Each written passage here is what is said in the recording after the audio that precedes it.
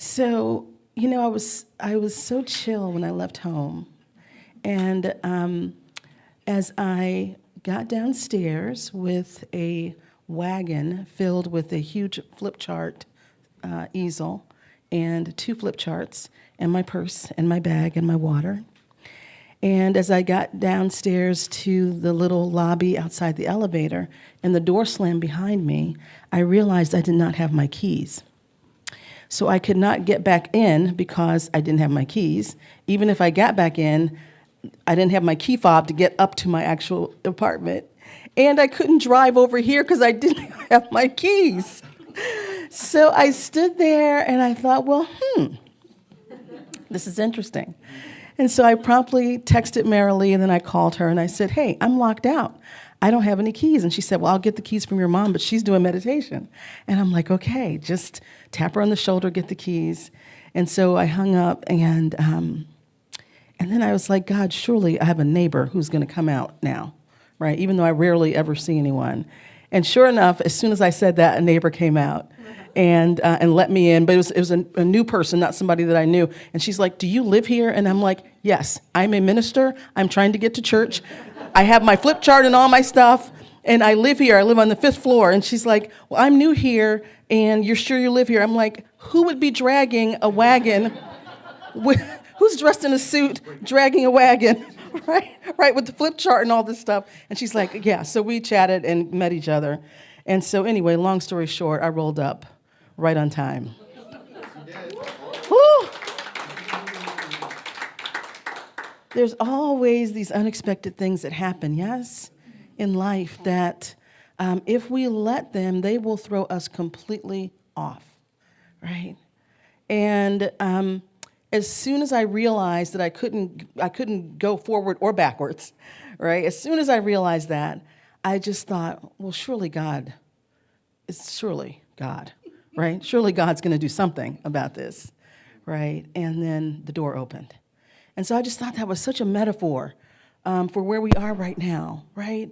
If we take that out, if we extrapolate that out to the macro, like we're in this, as I've talked about before, this liminal space where we're not who we used to be individually, we're not who we used to be collectively, and we're not where we're going, right? We're in that hallway, and we don't have the key fob to get back, right? And we don't have the keys to drive the car to go forward, and we're in that hallway. And what we do is we come here every week and we say, God, surely. Right? God, surely. God, surely. God, surely. Right? We do that every single week. And so I just thought that was such a great metaphor for where we are, right? Where we are right now. And so today, it was just so lovely to actually move forward and to be here in this space. And so how good it is this month we're talking about the art of rest. Right, the art of rest. So have you been resting more?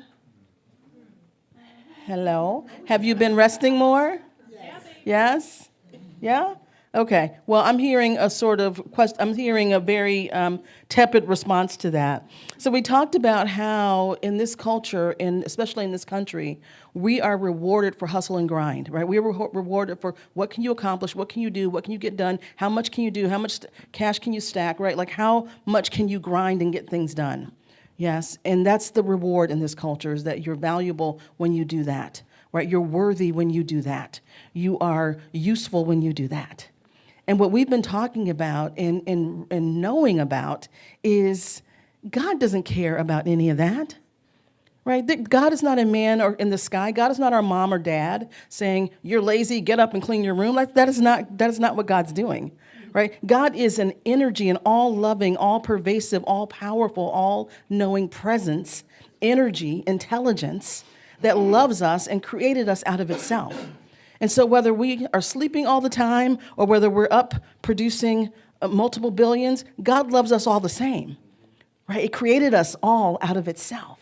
It knows us intimately.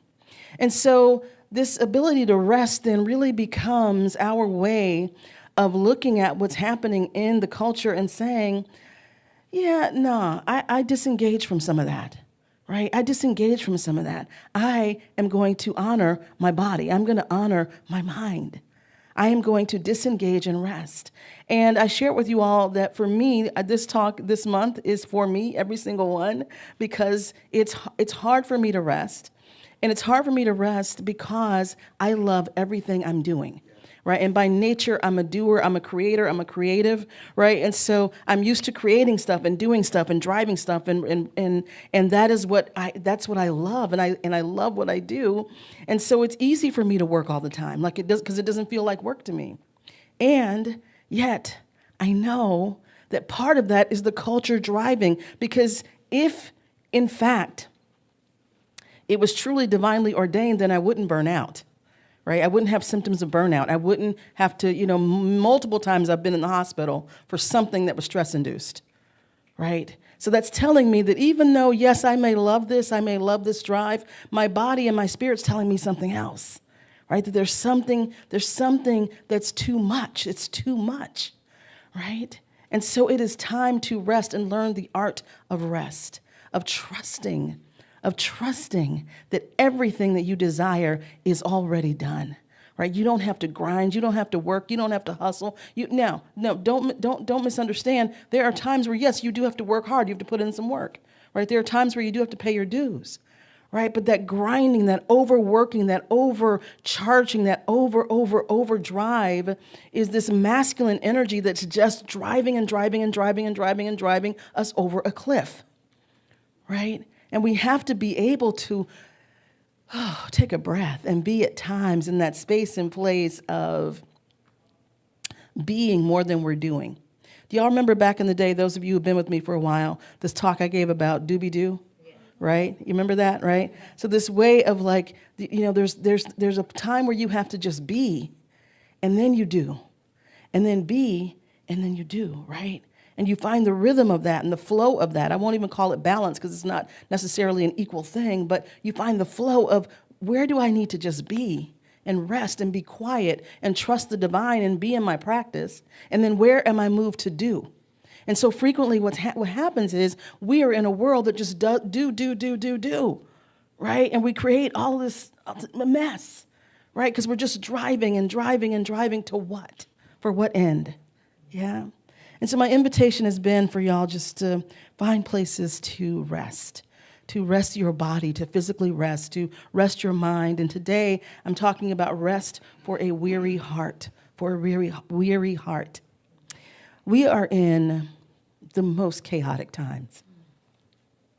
And the beautiful thing about chaos is it is powerfully creative. It is a powerful creative force, right? It can either create destruction or it can create something that is sustainable. It can create awful things, and it can create the most incredible beauty, right? And so what we want to do is be harnessed in a way and anchored in a way in spirit where we are part of the core of people that's generating beauty on this planet, that's generating sustainability, that's generating solutions, right? Not just destruction, yes? And so it's time to really recognize the heart in all of this. We're also a culture, and also as human beings, we rely on our brains so much, right? Our brains to figure things out, to think things through, right? To get to come up with solutions, right? And we come from the brain only. And yet there's the heart that actually has its own brain and its own nervous system and its own, so much research has shown that the heart is so wise. Right? And the heart is what wires us in to spirit, right? It is the place and space that we experience love, that we are anchored in capital T truth, that we are anchored in something greater than ourselves, right? The brain helps us figure out a lot of times what to do. The heart helps us be in what to be, right? And what to be. What is ours to be on this planet right now? What does the planet require of us? What does humanity require of us? What does society require of us? Right? What do we require of us? And so it's a powerful time, it's a potent time that we're in. And what I'm experiencing and knowing from our little lovely community is there's a lot of heartbreak. There's a lot of heartbreak, right? So, all of us are going through some stuff. right? All of us are going through stuff. We are human beings in this experience. We're having a human experience. And we know the spiritual stuff, and we are having a human experience. And that's sometimes what I think gets lost in this teaching and science of mind. It's very much about the mind and what I know. Change my thinking, change my life. That is true. But we have to also tend to the heart, right? To the heart. We have to acknowledge that right now there's a lot going on. Right? There's a lot going on with individuals. So many of you are caretakers, right? You're in that sandwich generation where you're caretakers, where you might have children you're taking care of, and you have parents that you're taking care of, right? Or you have children that you're tending to, marriages that you're tending to, or you have yourself that you're tending to, right? Big transitions, changes in jobs, looking for jobs, right? Empty nesters, like there's so much going on. There's so much going on. And this is the time to feel the feelings of the heart. Many times what happens is, I'm going to keep my format of the myths, right? Many times what happens is we have this myth that we believe about resting and resting the heart. And the myth goes like this: if I let myself actually feel my feelings, I will drown in them. I don't know if I can stop it. If I let myself feel my feelings, I don't know if I can stop what happens next, right? There's this fear of being overcome, of holding back the dam so much on our emotions, holding back the dam so much on what we're feeling that we're afraid to feel, because what happens if I let that loose, right? What happens if I let that go? And here's the thing, y'all, here's the thing. God knows us intimately. It knows our heart. It knows, and it has us all the time. So there's never too much. There's never a way that you would be taken over or overwhelmed when you're anchored in spirit, right? And here's the other little trick. I say this all the time, little secret. I say this all the time. You cannot fool the law, right? The law is that thing which, that immutable power and principle that operates, that brings us what we desire, brings us what we think, right? It brings into our experience that which we truly believe and feel around, yes? And so here's the thing. If we're holding back emotion and we're not letting emotions break through, and we're afraid that, oh my God, I can't let this go because what will happen if I do? I'll be drowned in these emotions, right? And so what you're doing is maybe you're eating them away, or watching TV them away, or porning them away, or something them away, right? You're doing something to not feel those feelings, right? And the law sees the feelings clearly. It's like a big red sign. Oh, anger, right? Sadness, right? It's like a big flashing red sign to the law, and then it brings you more things to be angry about or sad about. Because it's a big flashing red sign, because that thing you're suppressing is the thing you're very engaged with. It may not be fully conscious, but the law sees it, and that's what it delivers for you, more things to keep that feeling going. Oh, you're angry? Well, here's this. Somebody's going to cut you off on the freeway, then this is going to happen, that's going to happen, all these different things are going to happen. Oh, you're feeling very fearful about money? Oh, okay, well, let me pull all these clients away, and now you don't have this, and now you don't have that, right? Oh, you're really scared of being alone? Okay, well, now your relationship's over. Yeah? This is how it works, right? And it works this way not because God is capricious, not because we're being punished. It's because it is the law. God is not a person. It is not a person. It is an energy. It is an intelligence, right? And it responds to you in the same, what you put out is what you get back.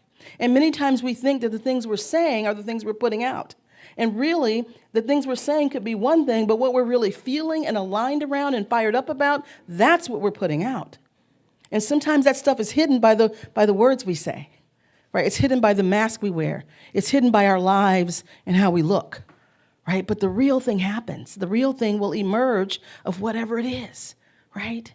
When I look at our country right now and I hear and read people saying, oh, what has happened to our country? Our country has gotten so racist, so this and so that. It's like, it hasn't gotten that way. This is what it is. This is what it is. It's just emerging now, so it's more visible to everyone, where it's been visible to some people for a very long time, a lot of stuff that's happening, right? But now it's becoming more and more visible, so everybody can see it and say, do I agree with this or do I not agree with this? So we're in an interesting time, right? The law is just delivering what we already are. This is not something new. This is not something that just happened because one person's in office or not. This is stuff that's been suppressed, repressed, depressed, right? And now it's just out in the open. And so now we get to be awake and conscious and say, yeah, do I really believe this? Is this how I want to live?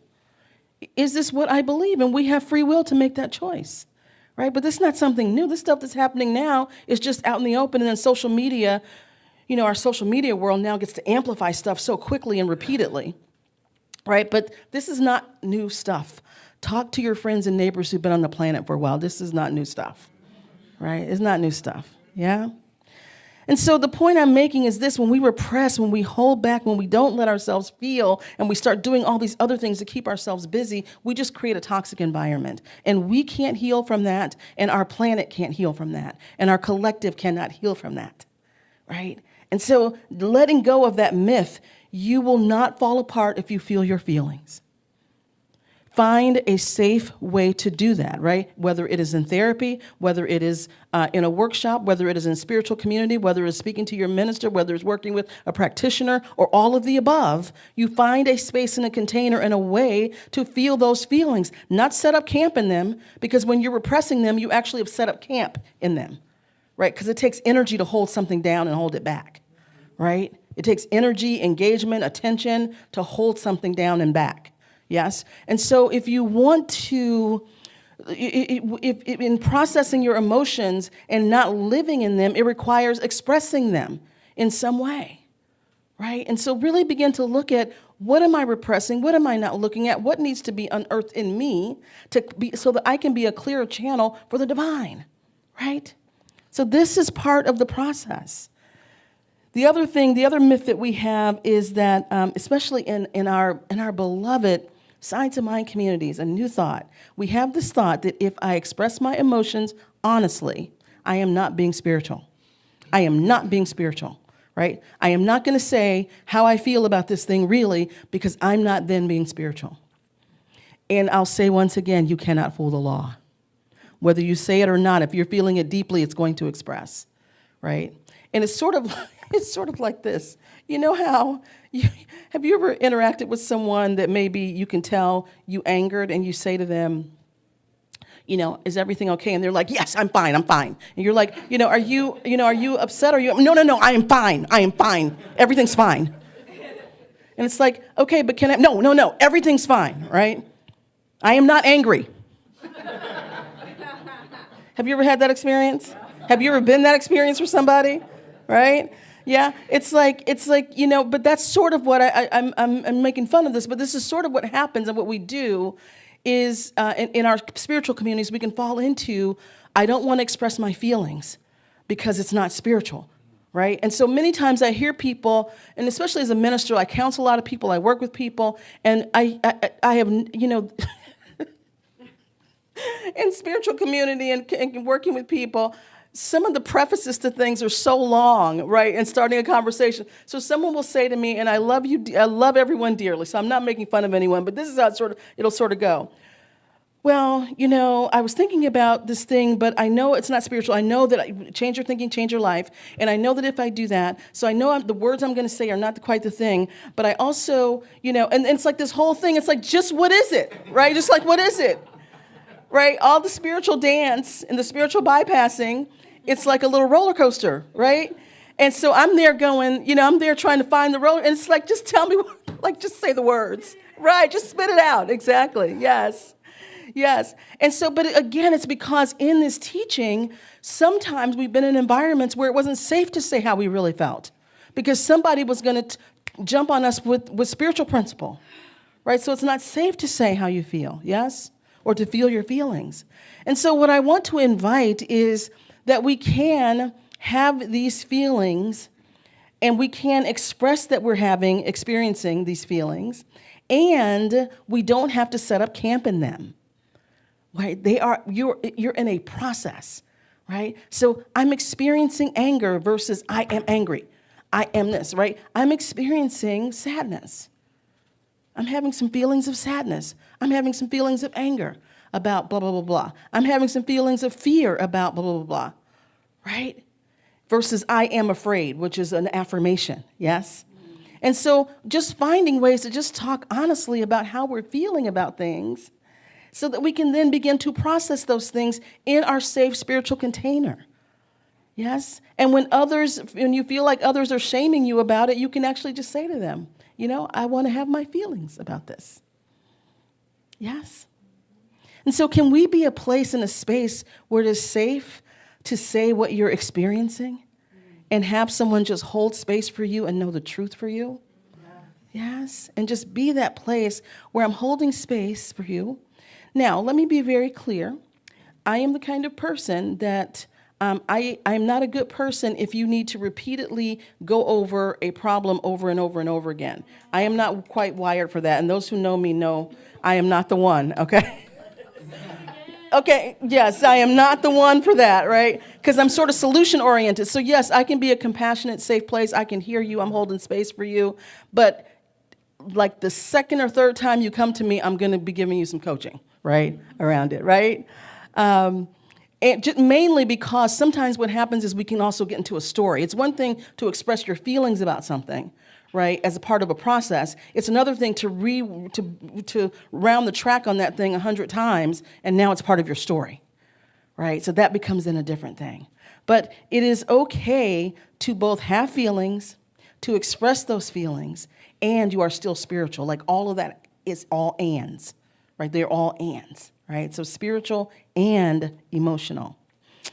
And then the third thing that I hear a lot as a myth right now, especially, is I hear folks saying, I cannot let my heart rest because I'm so heartbroken by what is happening in the world, right? I'm so heartbroken with what is happening. How can I rest? How can I feel good feelings, right? How can I have dreams and desires of my own? How can I have a vision, or how can I feel like the world is good, or even say those words with what is happening? Right? How can I honor my heart when so much is going on in the world? Does this sound familiar? Yeah. And the truth is, how can you not? How can you not? Right? Because we don't live in a pie world. So you being and feeling whole in your life, feeling moments of intense joy and happiness, feeling that your heart is held and well taken care of, you feeling that doesn't take anything away from the world. And it doesn't mean you don't care about the world. In fact, the more people who actually feel that will change the world, right? Will change the world, right? And it's not turning away from suffering. It's not pretending like suffering's not happening. It's not looking looking at what's going on and actually moving, right? Letting your heart guide you into what do I do? What is required of me? Or who do I need to be to change this world, right? Who do I need to be? What do I need to do from my heart? Yes?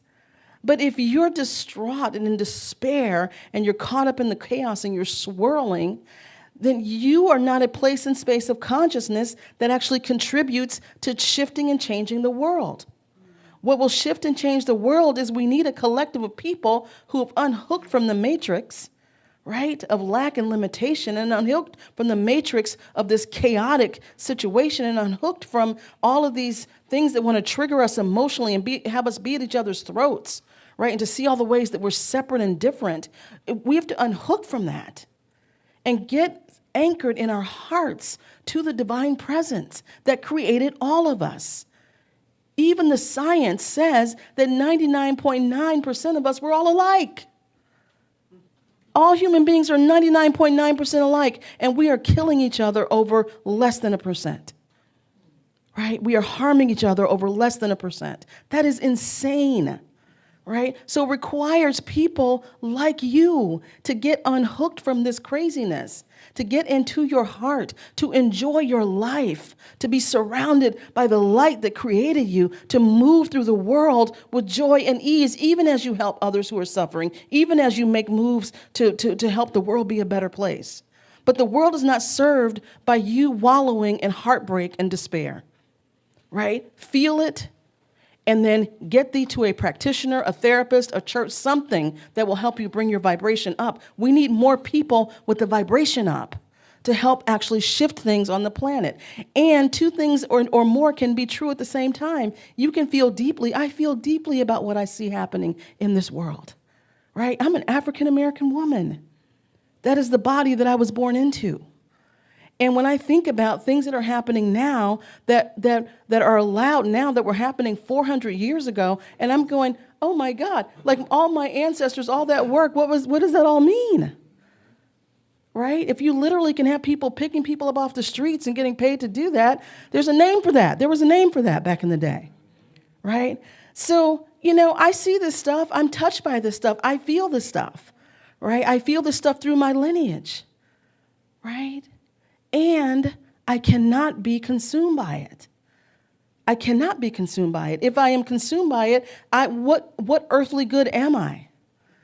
And so I look at these incredible things that are happening in my life. I have incredible clients. I have this incredible community. I get to come here every Sunday. I get to hear this exquisite, powerful music that opens my heart, right? I get to meet with all these people in this room. I meet with y'all in some capacity throughout the week or throughout the month.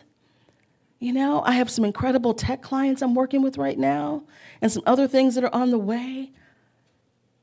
And my life is good. My mama is here. My mama is here, It's a good life. It is a good world. Is it perfect? No. But the world is not served by me being lost in all the things that I see. And I see them, I feel them. But I also know God has the final word because God is more powerful than anything man can possibly imagine. And the more of us who understand that and stand in that, the world will become a different place. Right now, we think man is all powerful. The media tells us man is all powerful. Our friends say man is all powerful. In the comments of all the blogs, man is all powerful. Look at what they're doing to us. Look at what they're taking from us. Look at what they're doing from us. What are we going to do to us? It's all this stuff that's amplifying the power of man versus not one man or woman walking on the planet hung the sun up in the sky. Not one created the cosmos. Not one created these bodies that we're in. Can't even understand it. We don't even understand the cosmos. We don't understand the bodies that we're in. We think we do, but we don't know. We know a little bit of a little bit, right? We're a speck in time. And yet we're giving so much energy in this little speck that we have of time. We're giving so much energy to other human beings versus getting completely anchored in that which created all of creation, that which has no beginning and ending, that which is all powerful, that which is all knowing, and that which loved us into existence, and that which has the solution to everything we could possibly create because it already knows what we can create because it created us, right? So we're not anchored in the right things, yeah? So this is my invitation to you is to rest your weary heart, right? Just be awash in the divine. Get thee off the internet, right? And get thee to a practitioner. Get thee to a Sunday service, right? Be in a container that's telling you the truth. That's the only way the world changes. That's the only way the world changes. Every time you give your eyeballs to something on social media, every time you click, it feeds the algorithm, and the algorithm works just like the law. As soon as you click it, as soon as you look at it, as soon as you interact with it, then it brings you more of that. It goes, oh, there's even more. Okay, let me bring you more of that. So you're actually feeding the beast you say you don't want, right? Can we do this, y'all? Yeah. Are y'all feeling this morning? Yes. Yeah. It's time to rest our hearts. Yeah. Yeah. Let's turn within.